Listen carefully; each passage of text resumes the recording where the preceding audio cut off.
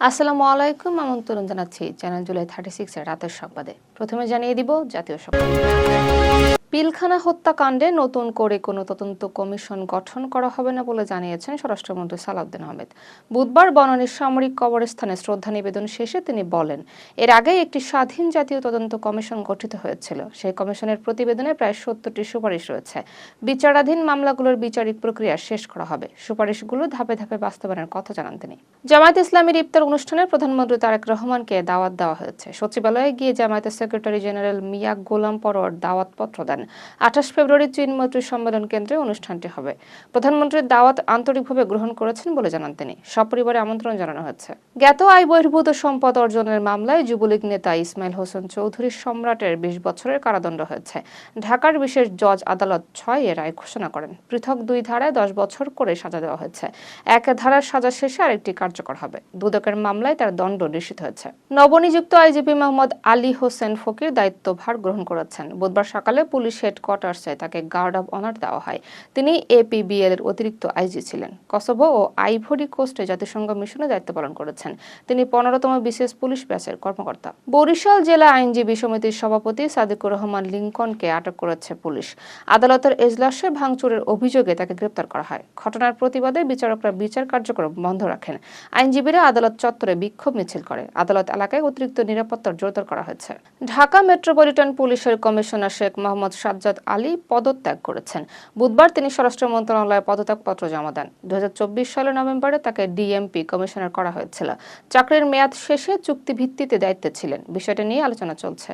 জাতীয় শহীদ সেনা দিবসে রাষ্ট্রপতি মোহাম্মদ শাহাবুদ্দিনের গাড়ি বহর সিগন্যালে আটকে যায়। কারণ বাজারে যানজটে পড়েন তিনি। বিশেষ কোনো প্রোটোকল ছাড়াই গাড়ি বহর চলাচল করে। এর আগে প্রধানমন্ত্রী তারেক রহমানের গাড়ি বহরও যানজটে আটকে ছিল। ভিআইপি চলাচলের নতুন দৃষ্টান্ত হিসেবে দেখা হচ্ছে ঘটনাটি।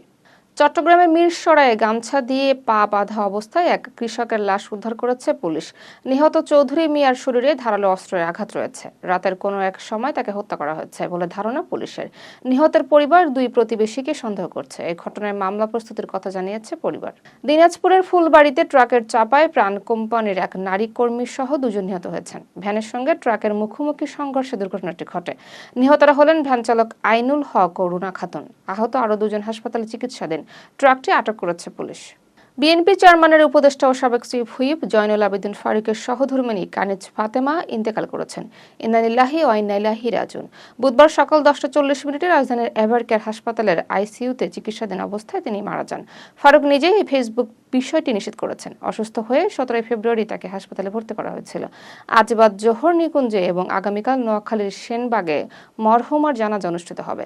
তার মৃত্যুতে বিএনপি মহাসচিব মির্জা ফখরুল ইসলাম আলমগীর গভীর শোক প্রকাশ করেছেন। দর্শক, এখন জানিয়ে দেব খেলার সংবাদ।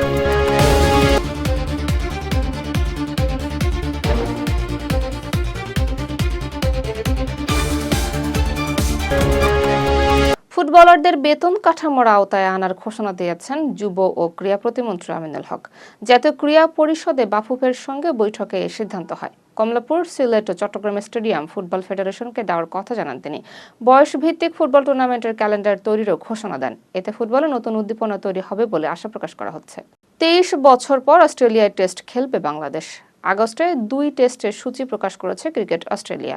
ডারউইনে প্রথম টেস্ট 13 আগস্ট শুরু হবে। দ্বিতীয় টেস্ট ম্যাকাইয়ে 22 আগস্ট থেকে। সিরিজটি টেস্ট চ্যাম্পিয়নশিপের অংশ। দীর্ঘ বিরতির পর ঐতিহাসিক সফর হতে যাচ্ছে এটি। টি-20 বিশ্বকাপের সুপার 8-এ ইংল্যান্ডের কাছে হেরে পাকিস্তানের সেমিফাইনাল সমীকরণ কঠিন হয়েছে। শ্রীলঙ্কার বিপক্ষে শেষ ম্যাচ জিততেই হবে তাদের। তবে শুধু জয় যথেষ্ট নয়, অন্য ম্যাচের ফলের দিকেও তাকিয়ে থাকতে হবে। গ্রুপের শীর্ষে রয়েছে ইংল্যান্ড। পাকিস্তান এখন 3য় অবস্থানে। চ্যাম্পিয়ন্স লিগে ইতিহাস গড়েছে নরওয়ের বোডো। ইন্টার মিলানকে 2 লেগ মিলিয়ে 5-2 গোলে হারিয়েছে তারা। ইউরোপের শীর্ষ 5 লিগের বাইরের প্রথম ক্লাব হিসেবে টানা 4 ম্যাচ জয় রেকর্ড করেছে। শেষবার 1997 সালে কোনো নরওয়েজিয়ান ক্লাব কোয়ার্টারে উঠেছিল। বর্ডারের সাফল্যে ইউরোপ জুড়ে আলোচনার ঝড় উঠেছে।